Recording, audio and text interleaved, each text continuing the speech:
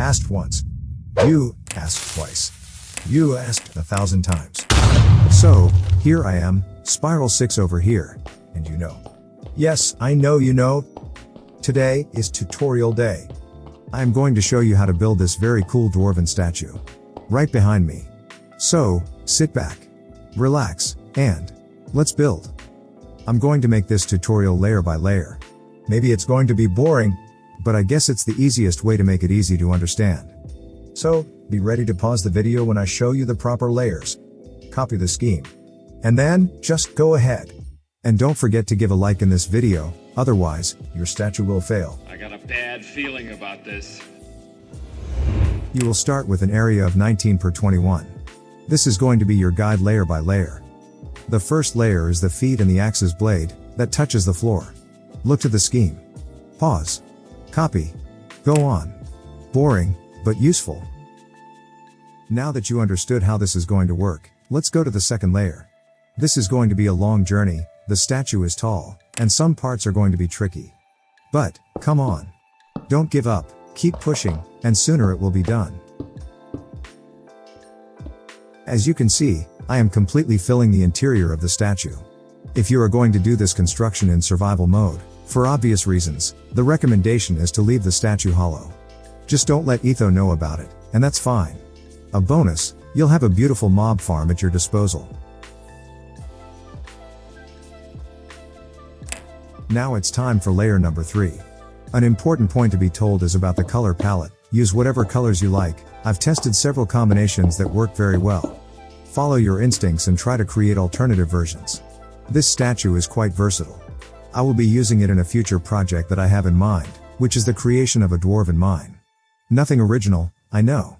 So this final version is already in the color palette that best fit my project proposal. With the feet practically ready, let's start with the legs of the statue. Initially I thought of making the body of the dwarven statue separate from the axe. Maybe it would make the tutorial easier. But during the execution I realized that I was complicating too much. This way, I guess it is easier to understand the whole of the statue. But if you have any suggestions or ideas for future tutorials, leave your comment. It will certainly be interesting to see how you prefer tutorials of this kind.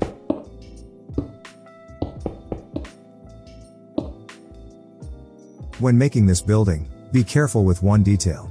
This is not a symmetrical statue. So far the sides are equal, but soon things will start to look a little different, and this can cause some confusion. Here's layer 6. And this is exactly where the statue starts to lose symmetry. So redouble your attention. We're still at the very beginning, and a mistake here can have a ripple effect of mistakes down the road. Take care, a mistake right now and, in the end, your dwarven will look more like a golem. This is a very tall statue. In total, there will be 44 layers. Quite a large number, isn't it? And do you know what that means? It means that you will be forced to listen to me for many, many long minutes, until we reach the dreamed layer number 44. So, my fellow Minecrafter, take the opportunity to give up while there is still time, because we will have to arrange enough cool subjects to discuss and endure all this video time without dying from boredom. We are now starting to link the legs of the statue with the torso. So pay close attention to placing those freaking blocks correctly. They will be the foundation of everything else. A mistake here and game over to your statue. Well, changing the subject a bit. Talking about some future projects, I'll use this statue at the entrance of a dwarven mine. It's a project I've had for a long time, and I'm looking forward to sharing it with you. However, this will definitely take time, because I haven't even started to get the project off the ground yet. Unfortunately, playing Minecraft is something I have little time to do, so I can't quickly move forward with the many ideas I have. Maybe it's better this way. It's a natural way to discard ideas that probably aren't so good. And surely, most ideas are terrible. We are now at layer number 8, that's almost 20%. Not bad if you made it this far. But, I'm sorry to inform you, we haven't gotten to the hardest part yet. Things are going to get ugly when we get into the arms layers. Those layers, without a doubt, are going to be the most difficult part, because it is when we put the body and the axe together. Talking about the axe, do you know why dwarves like them so much? Scholars without much culture will say that axes are versatile tools, and dwarves are all about practicality. Their axes can be used for chopping wood, clearing paths through dense forests. Also, axes are formidable weapons. However, this is not the main reason. No. The truth, which very few know, only those who have braved the depths of their minds, reached the darkest levels, mined the most precious metals, and only those who have stood face to face with Durin. Only those know the real truth. And I bring you the truth. Beard maintenance. Yes, you heard that right. Dwarves' magnificent beards require meticulous care, and axes can serve as handy grooming tools. Trimming, shaping, and maintaining those glorious facial manes often require some of the best and sharper axes in the whole world. I bet you didn't know that, did you? Yeah, here we only have serious and very reliable information.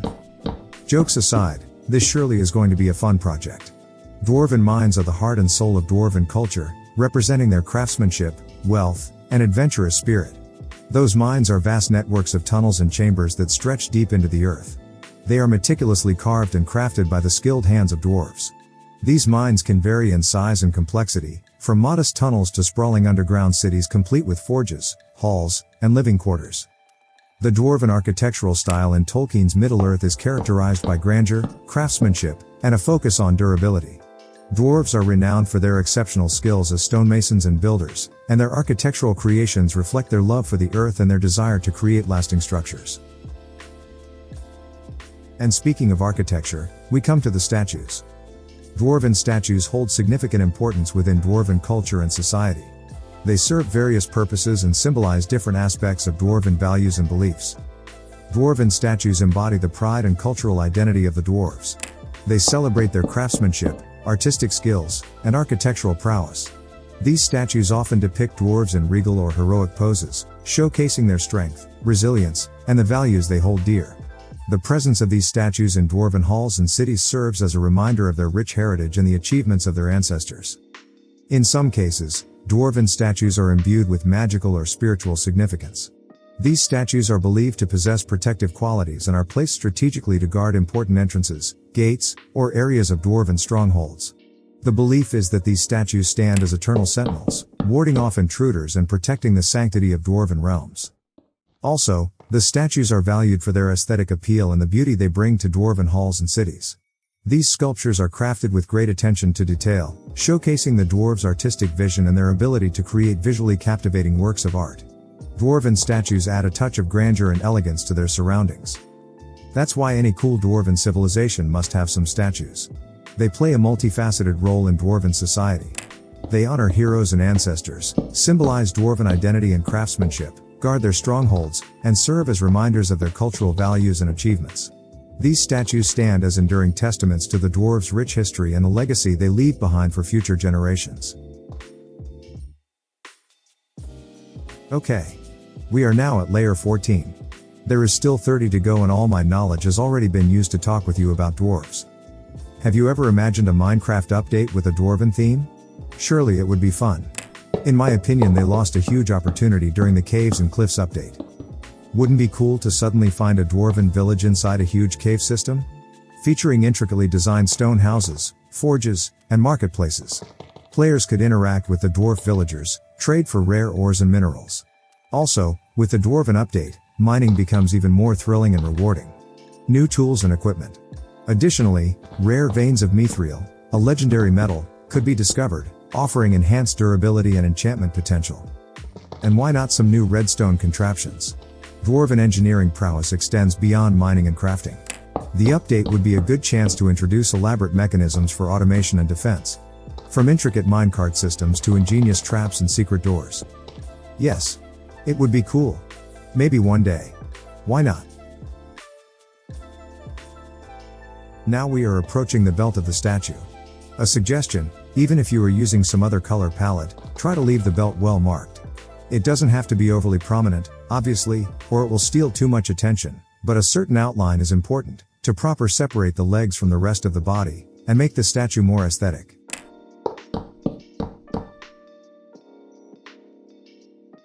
Do you think that tutorials like this, in third person, and showing the scheme layer by layer, are easier than the standard tutorials?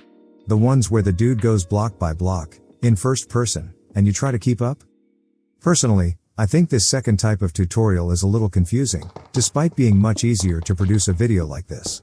The schematics on the screen serve as a good guide, and the third person view allows you to see the whole construction.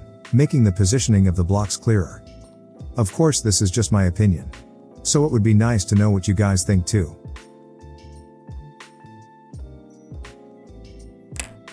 We're about to start layer 18. Do you know what that means? Absolutely nothing. We still have a long way to go. Anyway, at this point, the statue starts to gain a definition. It is now possible to more or less understand what is happening, and that certainly gives some motivation to continue. I don't know about you, but I confess that I have a lot of difficulty finishing Minecraft projects. I usually start out quite excited about an idea, but little by little I get lazy to continue. If you are in this situation, the tip I give is, respect your laziness. Go relax, do something else, and come back later. There is nothing more sacred than laziness.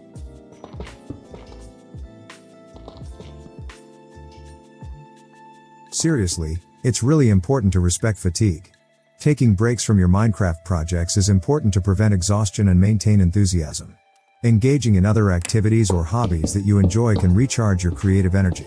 Additionally, I like to try experimenting with different aspects of Minecraft, such as trying new building styles, exploring different game modes, or playing with mods and custom maps.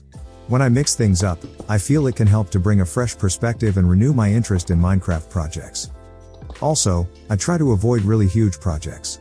But when I have them, it can be helpful to break down the Minecraft project into smaller and achievable goals. Instead of thinking about the entire project, I focus on completing specific tasks or milestones. For example, I can set a goal to gather resources for a certain build or complete a specific section of my project. These smaller goals give to you a sense of accomplishment and help you stay motivated. And sometimes, it's important to pause just to have some more inspiration. Looking for sources of inspiration really can reignite the interest in some Minecraft projects. When I explore Minecraft-related websites, forums, YouTube channels, or social media communities dedicated to showcasing impressive builds and creations, I can see what others have accomplished, and it surely inspires me to have new ideas and fuel my creativity. Now we are approaching the belt of the statue. A suggestion, even if you are using some other color palette, try to leave the belt well marked. It doesn't have to be overly prominent, obviously, or it will steal too much attention. But a certain outline is important, to proper separate the legs from the rest of the body, and make the statue more aesthetic. As you can see, I used these polished andesite blocks. They are very interesting blocks to be applied here, as they are kind of within the same color palette as the rest of the statue, so it don't create a very high color contrast, but they have a much more defined texture than the one's other blocks, and this is already enough to create a good waistline, and make the statue more defined.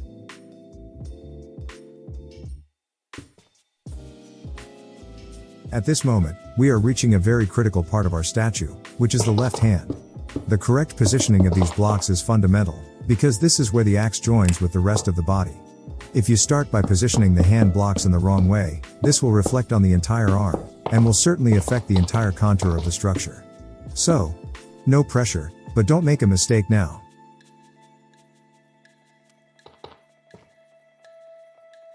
To motivate you, this is the hardest part. After the arms, the statue will be much easier. The head is relatively quick to make, and so are the shoulders.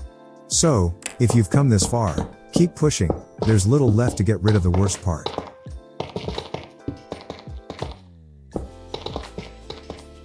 Making statues is not as simple as it seems. In addition to the shape, which is certainly fundamental, another very important aspect that is often forgotten is the texture. Before you start texturing a statue in Minecraft, it's essential to plan your design and gather visual references. Look for images or real-life sculptures that resemble what you want to create. This will help you understand the texture details, shading, and overall look you want to achieve. When texturing a statue, paying attention to detail can make a significant difference in the final result. Consider using different texture variations for specific parts, such as smoother textures for polished or reflective surfaces, rough textures for stone or weathered areas, and more. Adding subtle shading, highlights, and depth through texture variations can bring your statue to life and make it more visually appealing.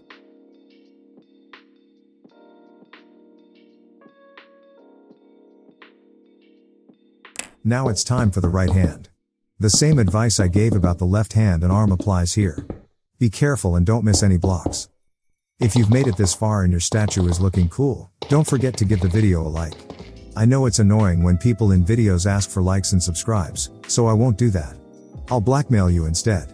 If you don't give a like, a creeper will explode your base. Yes, I have a pact with creepers, and I can ask them to do that. Don't believe me? Would you rather take the risk? Bold, very bold. If I were you, I wouldn't pay to find out. We've reached layer 29. Only 15 more to go. But remember, the final ones will be faster because the shoulder and head of the statue are simpler. So we're almost there. Once the right arm is finished, you'll notice that the statue will be nearly shaped. And if you're building this in survival mode, congratulations, dude. You are more of a warrior than anyone else around here. It's not easy to create something this complex in survival. The amount of materials required is immense. Even if the statue is hollow, it still requires a lot of resources.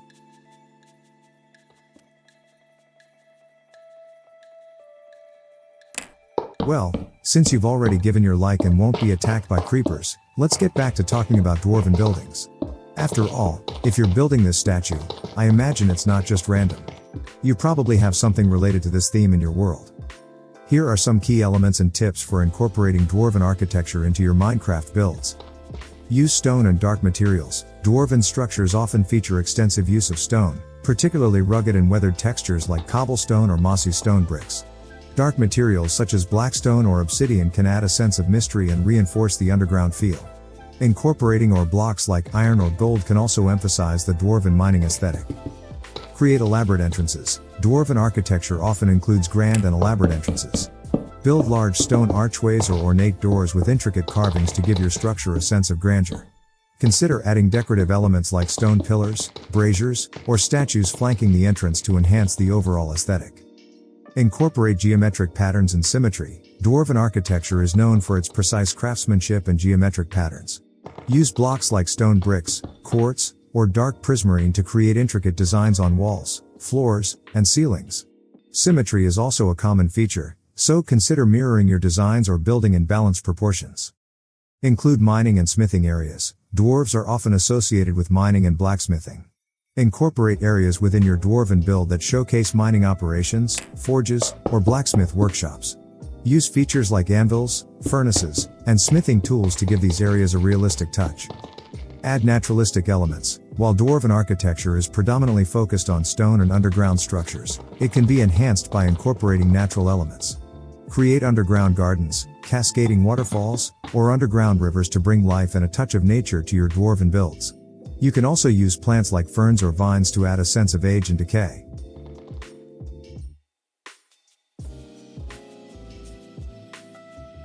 From this point on, things will flow quickly. The axe is finished, as well as the left arm and practically the right arm. So let's start working on the shoulders and head of the statue. Like I mentioned before, these parts are easier. Notice that for the dwarf's beard, I'm using darker blocks. Once again, it's for texture and contrast reasons. It can't be too overwhelming or stand out too much from the rest of the statue, as it would steal a significant portion of attention. However, a subtle and different tone is important to add details and depth. Deep slate turned out to be the perfect fit for creating the just right contrast.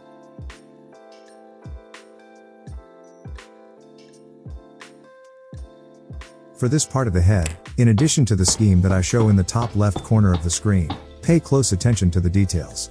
As you may have noticed, I use a lot of slabs and stairs, and their positioning can vary significantly.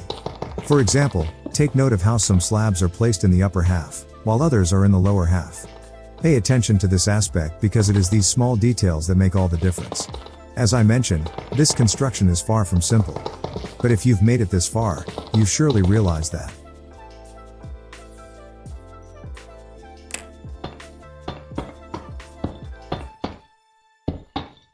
Layer 35. Just 9 more to go. And now the number of blocks is significantly smaller. If you step back and look at your statue from a distance, you'll already notice that it has a nearly complete shape. That is, if you haven't made any mistakes, otherwise your dwarf may have turned into a golem. Now, if everything is in order, there isn't much room for error anymore. Just keep following the step-by-step instructions and then explore the depths of your mind.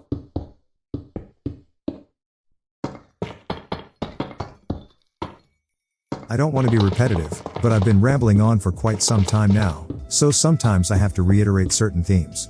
Notice how on the shoulders, I use blocks with different textures. Once again, this is done to better define the shape of the statue and add variations. If you use the same blocks, it will still look nice, but undoubtedly less interesting than with these variations.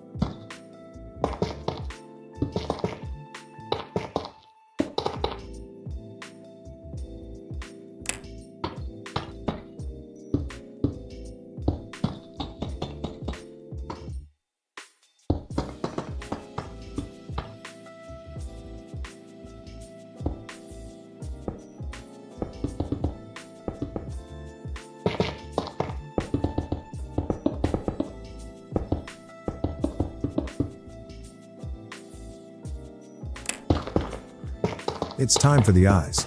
Not in this layer, but in the next one. However, here I already place a block of netherrack.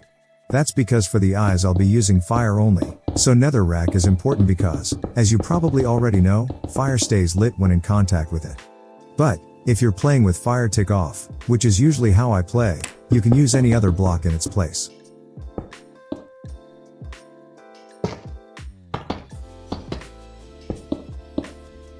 Take out your flint and steel and let there be fire.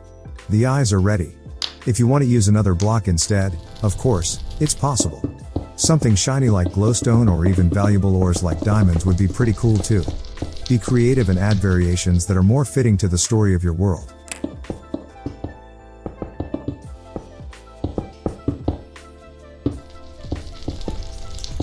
And the statue is practically complete.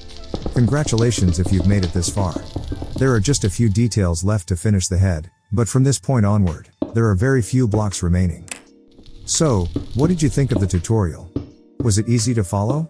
I know it can be tedious, but there's no easy way around it. This is a very complex construction to cover in a quick and easy tutorial. I hope you enjoyed it and, most importantly, that you were able to create this statue by following the tutorial.